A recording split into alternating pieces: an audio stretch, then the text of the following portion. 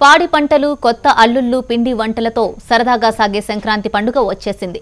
సంక్రాంతి వచ్చిందంటే చాలు తెలుగు లోగిళ్లు ముత్యాల ముగ్గులు గొబ్బెమ్మలతో ముచ్చట గొలుపుతూ ఉంటాయి.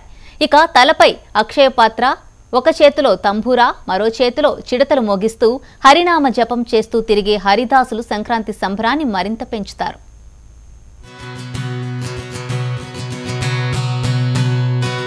సంక్రాంతి పండుగ సమయంలో సూర్యుడు మకర రాశిలో ప్రవేశిస్తాడు. అందుకే ఈ పండుగను మకర సంక్రాంతి అంటారు.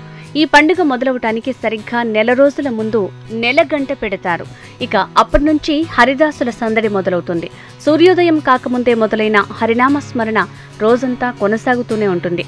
పచ్చి గంగ కూడా ముట్టకుండా కఠిన ఉపవాసంతో రోజంతా శ్రీమన్నారాయణుని గీతాలను ఊరూరా తిరిగి ఆలపిస్తారు హరిదాసులు. భుజాన తంబురా, చేతిలో చిడతలతో వీరు చేసే శ్రీహరి గానం పండుగకు నెల రోజుల ముందు నుంచి పల్లెలను భక్తి పారవస్యంలో ముంచెత్తుతాయి. నెలగంట పెట్టిన కానించి భోగి పండుగ వరకు అక్షయ పాత్ర తిరుగుతూ ఉంటాం. ఉదయం ఉపాసంతో 5 గంటలుగా బయలుదేరి సాయంత్రం 5 గంటల వరకు ప్రచారం చేస్తూ ఉంటాం. వీధులంబడి తిరుగుతుంటాం.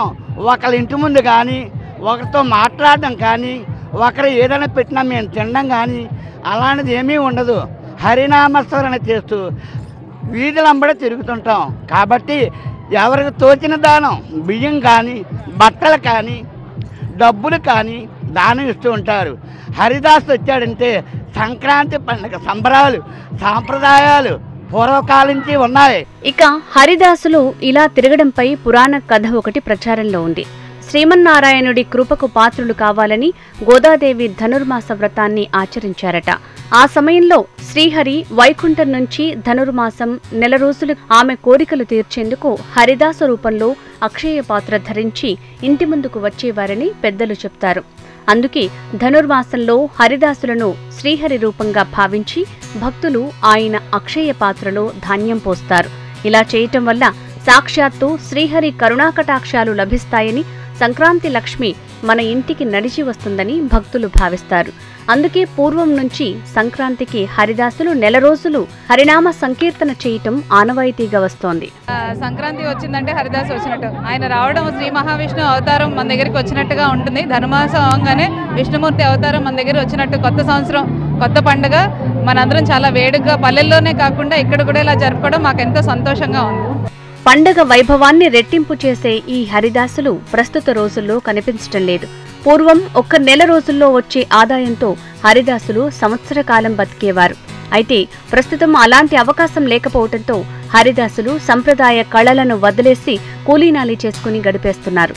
మొత్తానికి ఎవరి దగ్గర ఏది ఆశించకుండా భగవంతుడినే నమ్ముకుని తరతరాల నుంచి తెలుగు సంస్కృతి సంప్రదాయాలను కాపాడే హరిదాసులను కాపాడుకోవటం మన బాధ్యత. శ్రీ మహావిష్ణువు స్వరూపమే హరిదాసుడు. హరిదాసుడు వీధుల్లో తిరిగితే చాలు సంక్రాంతి శోభ వచ్చేసిందని తెలుగు వాళ్ళంతా కూడా భావిస్తారు.